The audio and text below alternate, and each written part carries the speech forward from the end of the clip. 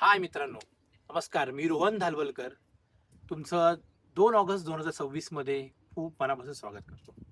मित्रांनो, आज एक वेगळा विषय घेऊन आलोय की आंदोलनापूर्वीचा भारत आणि आंदोलनानंतरचा भारत. तुमच्या लक्षात येईल की आंदोलनापूर्वी भारत वेगळा होता. म्हणजे नीटचं जे आंदोलन झालं त्यापूर्वी भारत एक वेगळा होता आणि आता नंतरचा भारत वेगळा आहे. म्हणजे सगळ्याच पातळीवर. तुम्हाला सांगतो, अगदी माणसांच्या विचारांमध्ये देखील मला खूप वेळा जाणवतंय.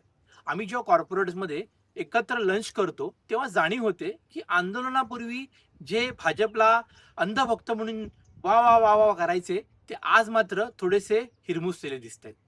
आणि विरोधी पक्षाचं म्हणायचं झालं तर सर्वांना एक मस्त रूम मिळालाय.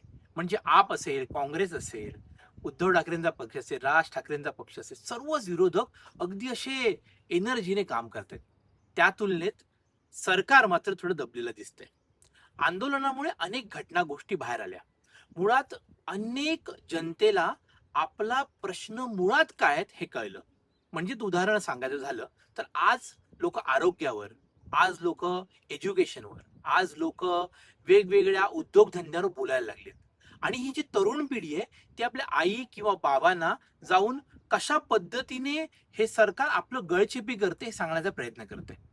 हा, पण एक गोष्ट मात्र नक्की झाली आहे, या आंदोलनापूर्वी भाषा ही जी गोष्ट होती, ही कुठेतरी आज थोडीशी का होईना, पण जास्त आकळास्थळी दिसते. म्हणजे काय होतंय, की तरुण मुलांना या आंदोलनाच्या निमित्ताने एक वेगळी भाषा मिळाली. ती भाषा कुठलीही मराठी, हिंदी, गुजराती हा प्रकार नसून ती जेनझीची भाषा होती. आणि ही जेनझीची भाषा काही वयोवृद्ध लोकांना देखील आवडू लागली आहे, काही त्याला शिव्याही घालतात. परंतु या आंदोलनापूर्वीचा भारत नक्की वेगळा होता असं मला वाटतंय.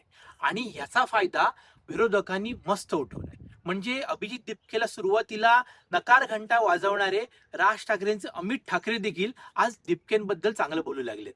राज ठाकरे देखील त्यांना सपोर्ट करू लागलेत. उद्धव ठाकरेंनी मात्र सुरुवातीपासून दपकेंना आणि दिपकेंना मदत केली होती. तुम्हाला लक्षात येईल, आपने देखील सुरुवातीपासून अभिजित बरोबर होते. परंतु काँग्रेस मात्र शेवटपर्यंत जंतर मंतरला गेलं नव्हतं. परंतु त्याच्यामध्ये त्यांनी उडी घेऊन स्वतःची पोळी भाजण्याचा प्रयत्न केला.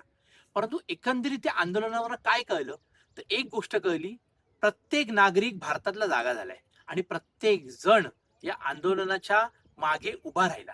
त्यांना कळलं की आंदोलन कशी व्हायची आणि कशी व्हायला हवीत, भारत कसा उभारायला हवा. तर पुढच्या वेळेस भेटू नवीन विषय घेऊन, नवीन माणसांबरोबर. तोपर्यंत धन्यवाद.